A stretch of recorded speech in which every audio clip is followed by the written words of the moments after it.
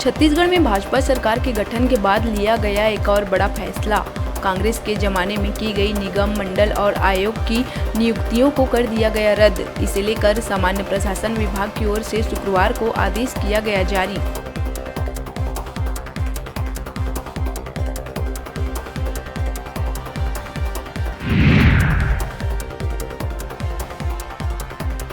नारायणपुर में किसान की आत्महत्या के मामले में पूर्व मुख्यमंत्री भूपेश बघेल ने बीजेपी पर साधा निशाना।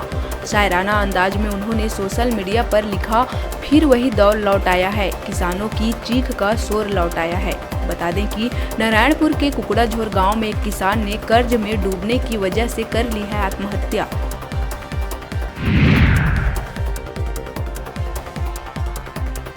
मुख्यमंत्री विष्णुदेव साय की पत्नी कौशल्या साय के रायपुर से गृह ग्राम बगिया पहुंचने पर ग्रामीणों ने ढोल नगाड़ों से किया भव्य स्वागत। इस दौरान महिलाओं ने आरती उतार कर बिखेरी खुशियां। सीएम की पत्नी ने शिव मंदिर में पूजा अर्चना कर भगवान से परिवार और प्रदेश की सुख समृद्धि के लिए की प्रार्थना।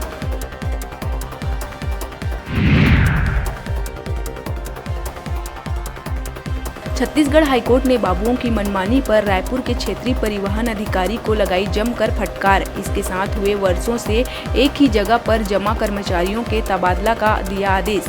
आदेश का परिपालन करने के बाद जानकारी देने का दिया है निर्देश।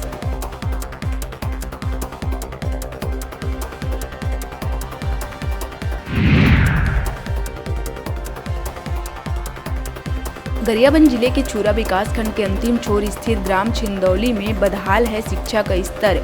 आदिवासी बाहुल्य वनांचल ग्राम में लापरवाही इस कदर सामने आ रही है कि बिना मिड डे मील खिलाए ही स्कूल बंद होने से पहले बच्चों को दे दी गई छुट्टी।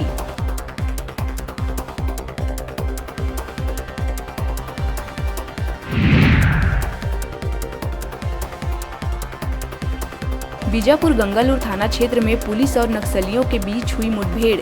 कोर इलाके में घुसी फोर्स की फायरिंग के बाद भाग निकले नक्सली कमांडर दिनेश मोड़ियम और दूला कारम की टीम के साथ जवानों की हुई मुठभेड़। जवानों ने नक्सल कैंप को किया ध्वस्त। मौके से भारी मात्रा में विस्फोटक किया गया बरामद।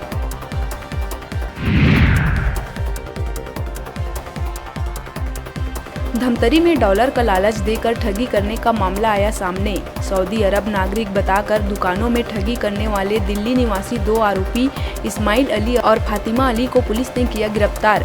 आरोपियों से विदेशी मुद्रा, कार और नकदी रकम किया गया बरामद। दोनों ने कई राज्यों में वारदात को दे चुके हैं अंजाम।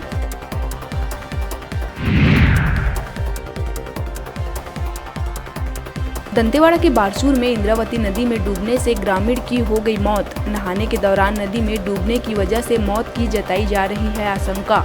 मृतक ग्रामीण बद्रू राम कश्यप बारसूर झारावाया का था निवासी। फिलहाल पुलिस ने 100 को कब्जे में लेकर मामले की कर रही है जांच।